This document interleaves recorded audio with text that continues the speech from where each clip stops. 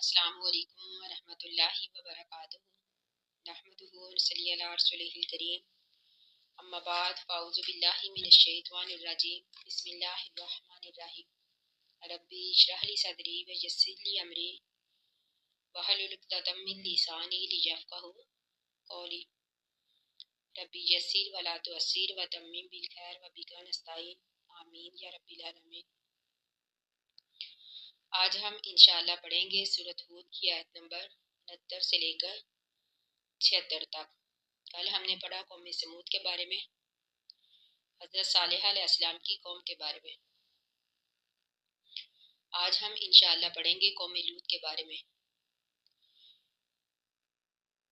اصل میں حضرت ابراہیم علیہ السلام کا یہ قصہ جو آج ہم پڑھنے جا رہے ہیں، یہ قوم لوط کے قصے کا ایک حصہ ہے۔ حضرت لوط علیہ السلام اور حضرت ابراہیم علیہ السلام آپس میں چچا زاد بھائی تھے۔ جب فرشتے اللہ کی طرف سے اللہ کا عذاب لے کر قوم لوط کے پاس آئے، وہی فرشتے اسی وقت حضرت ابراہیم علیہ السلام کے پاس بیٹے کی خوشخبری بھی لے کر گئے۔ تو اس لیے یہاں پر حضرت ابراہیم علیہ السلام کا یہ قصہ بیان کیا جاتا ہے، یعنی قوم لوط کے قصے میں۔ اللہ تعالیٰ فرماتے ہیں وَلَقَدْ، اور البتہ تحقیق، جاءت آئے رسولنا ہمارے فرشتے، ابراہیم علیہ السلام کے پاس بالبشریٰ خوشخبری کے ساتھ۔ حضرت ابراہیم علیہ السلام کے پاس اللہ تعالیٰ کے فرشتے اللہ کی طرف سے خوشخبری لے کر آئے۔ قالو، انہوں نے کہا، سلامن، سلام ہو، یعنی قالو جو ہے یہ جمع کا صیغہ ہے، اس سے مراد فرشتے۔ فرشتوں نے آ کر حضرت ابراہیم علیہ السلام کو سلام کیا۔ قالا، تو حضرت ابراہیم علیہ السلام نے کہا، سلام، تم پر بھی سلام ہو۔ فما لبث، بس کچھ دیر ہی گزری تھی، یعنی فرشتوں کو آئے ہوئے ابھی کچھ دیر ہی گزری تھی، ان جاء، یہ کہ وہ لے آئے، بعجل، بچڑا، حنیذ، بنا ہوا، یعنی حضرت ابراہیم علیہ السلام جو تھے وہ مہمانوں کی مہمان نوازی کے لیے بنا ہوا بچڑا لے کر آئے۔ حضرت ابراہیم علیہ السلام کو یہ بات معلوم نہیں تھی کہ آنے والے جو ہیں وہ انسان نہیں بلکہ فرشتے ہیں، اس لیے ان کو کھانے پینے کی ضرورت نہیں ہے۔ حضرت ابراہیم علیہ السلام جو تھے وہ بہت مہمان نواز تھے، اس لیے اللہ تعالیٰ فرماتے ہیں کہ ابھی کچھ دیر ہی گزری تھی کہ وہ مہمانوں کے لیے بنا ہوا بچڑا لے کر آئے۔ فلما، پس جب رأى، دیکھا، ایدیہم، ان کے ہاتھوں کو، یعنی جب حضرت ابراہیم علیہ السلام نے فرشتوں کے ہاتھوں کو دیکھا، لا تصلوا، کہ نہیں وہ بڑھ رہے، علیہ، اس کھانے کی طرف، ناکرہم، تو ان کو اجنبی سمجھا، واوجس، اور محسوس کیا، منہم، ان سے، خیفتن، ڈر، یعنی جب حضرت ابراہیم علیہ السلام نے دیکھا کہ مہمان جو ہیں وہ کھانا نہیں کھا رہے تو انہوں نے یہ ڈر محسوس کیا۔ کہتے ہیں کہ ان کے ہاں یہ چیز معروف تھی کہ جب آنے والا مہمان ضیافت سے فائدہ نہ اٹھائے تو یہ بات سمجھی جاتی تھی کہ آنے والے مہمان جو ہیں وہ اچھی نیت سے نہیں آئے۔ اس لیے جب حضرت ابراہیم علیہ السلام نے دیکھا کہ مہمان جو ہیں وہ کھانا نہیں کھا رہے تو انہوں نے ڈر محسوس کیا۔ اب اس آیت سے بھی ہمیں یہ بات واضح طور پر معلوم ہوتی ہے کہ نبی جو تھے وہ غیب نہیں جانتے تھے۔ اگر حضرت ابراہیم علیہ السلام غیب جانتے ہوتے تو وہ یہ بات سمجھ جاتے کہ آنے والے مہمان جو ہیں وہ فرشتے ہیں۔ تو اللہ تعالیٰ فرماتے ہیں قالو، انہوں نے کہا، یعنی جب فرشتوں نے دیکھا حضرت ابراہیم علیہ السلام کے چہرے کے آثار کو، ان کے ڈر کو محسوس کیا۔ قالو، تو انہوں نے کہا، لا تخف، نہ تو ڈر، انا، بے شک، ارسلنا، ہم بھیجے گئے ہیں، الی قوم لوط، قوم لوط کی طرف، وامراتہ، اور اس کی بیوی، یعنی حضرت ابراہیم علیہ السلام کی بیوی، قائمۃ، کھڑی تھی، فضاحکت، پس وہ ہنس پڑی۔ اب یہاں پر ہنس پڑی، اس سے تو بعض مفسرین یہ کہتے ہیں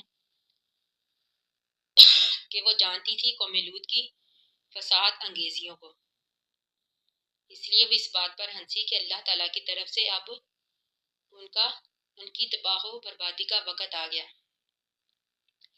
اور بعض کہتے ہیں کہ یہ تقدیم و تاخیر ہے، یعنی فرشتوں نے جب خوشخبری دی تو پھر وہ ہنسی، یعنی جملہ جو ہے یہ آگے پیچھے ہے، وامراتہ اور اس کی بیوی قائمتن کھڑی تھی، فضاحکت پس وہ ہنس پڑی، فبشرناہا پھر ہم نے خوشخبری دی اس کو، بھی اسحاق اسحاق کی، ومن وراء اسحاق اور اسحاق کے بعد یعقوبہ یعقوب کی۔ اللہ تعالیٰ فرماتے ہیں کہ ہم نے بیٹے کی بھی خوشخبری دی اور بیٹے کے ساتھ پوتے کی بھی۔ قالت وہ کہنے لگی، یا ویلتا ہائے ہائے، یعنی حضرت ابراہیم علیہ السلام کی بیوی سارہ جو تھی وہ کہنے لگی، ہائے آلیدو کیا میں بچہ پیدا کروں گی، وآنا اور میں عجوزن بوڑھی ہوں، وہذا بالی اور یہ میرا شوہر جو ہے شیخن یہ بھی بوڑھا ہے، یعنی یہ حضرت ابراہیم علیہ السلام کی بیوی سارہ تھی جو کہ کافی بوڑھی ہو چکی تھی، اور حضرت ابراہیم علیہ السلام بھی خاصے بوڑھے ہو چکے تھے۔ انہوں نے اس بات پر تعجب کیا، انا بے شک ہاذا یہ لشیء چیز ہے، عجیب عجیب، یعنی انہوں نے کہا یہ تو بہت ہی عجیب بات ہے۔ قالو تو کہا فرشتوں نے، اتعجبین کیا تو تعجب کرتی ہے، من امر اللہ اللہ تعالیٰ کے حکم سے، یعنی فرشتوں نے کہا کیا تو اللہ کے حکم پر تعجب کرتی ہے، یعنی وہ اللہ تعالیٰ جب چاہے کچھ بھی چاہے جو بھی چاہے وہ کر سکتا ہے، یعنی وہ اللہ تعالیٰ جب کسی کام کا ارادہ کرتا ہے ان یقول له کن فیکون تو وہ اس کے لیے کن کہتا ہے تو وہ کام ہو جاتا ہے۔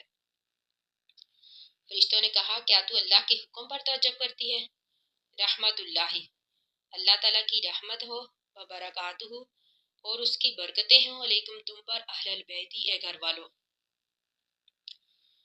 انہ بے شک وہ اللہ تعالیٰ حمید قابل تعریف ہے، مجید بزرگی والا ہے۔ اب اللہ تعالیٰ فرماتے ہیں فلما بس جب ذہابہ چلا گیا ان ابراہیم حضرت ابراہیم علیہ السلام سے الروح خوف، وجاءتہ اور آئی اس کے پاس البشرا خوشخبری، یجادلونا وہ جھگڑا کرنے لگا ہم سے فی قوم لوط کے بارے میں۔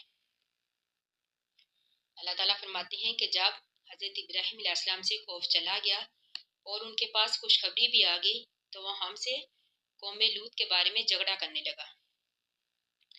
آپ یہاں پر جھگڑے سے مراد یہ ہے کہ حضرت ابراہیم علیہ السلام نے فرشتوں سے کہا کہ جس بستی کو تم ہلاک کرنے جا رہے ہو اس بستی میں حضرت لوط علیہ السلام بھی موجود ہیں۔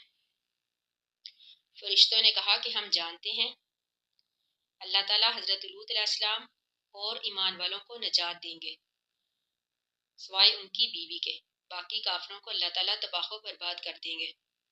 انا ابراہیمہ بے شک ابراہیم جو ہے لحلیم بردبار ہے، اواہ نرم دل ہے، منیب رجوع کرنے والے ہیں۔ تو اللہ تعالیٰ فرماتے ہیں یا ابراہیم اے ابراہیم آرس اراز کر انہاذا اس بات سے، یعنی قوم لوط کی اس بات کے بارے میں اراز کر، یعنی اس کے بارے میں بحث نہ کر، یعنی قوم لوط پر جو اللہ تعالیٰ کی طرف سے عذاب آیا ہے تو اللہ تعالیٰ فرماتے ہیں کہ اس کے بارے میں بحث نہ کر، اس بات سے اراز کر، انہو بے شک وہ کا تحقیق جا آ گیا امرو حکم ربی کا تیرے رب کا۔ اللہ تعالیٰ فرماتے ہیں کہ اب تو تیرے رب کا حکم آ گیا، یعنی اب اللہ تعالیٰ کی طرف سے عذاب کا وقت آ گیا۔ وَإِنَّهُمْ بے شک وہ لوگ ایسے ہیں آتیہم کہ آنے والا ہے ان پر عذاب غیر مردود نہ پھرنے والا، یعنی اللہ تعالیٰ فرماتے ہیں کہ اب بحث کا کوئی فائدہ نہیں، اب ان کی ہلاکت کا وقت آ گیا، اب نہ تو یہ کسی کی دعا سے ٹلے گا اور نہ ہی رکے گا، اس لیے اے ابراہیم علیہ السلام آپ اس بارے میں بحث نہ کیجیے کیونکہ اب یہ عذاب کا وقت ٹلنے والا نہیں۔ باقی ہم انشاءاللہ قوم لوط کے بارے میں کل پڑھیں گے۔ اللہ تعالیٰ سے دعا ہے کہ ہم نے جو بھی پڑھا اللہ تعالیٰ ہمیں اس کو سمجھنے، اس پر عمل کرنے کی توفیق عطا فرمائے۔ اب ان آیات سے ہمیں یہ معلوم ہوا کہ اللہ تعالیٰ کی رحمت سے کبھی بھی نا امید نہیں ہونا چاہیے، ہمیں ہر وقت اللہ تعالیٰ سے دعا کرنی چاہیے، اللہ تعالیٰ جب چاہے جو بھی چاہے وہ کر سکتا ہے، آخر دعوانا ان الحمد للہ رب العالمین۔ السلام علیکم ورحمۃ اللہ وبرکاتہ۔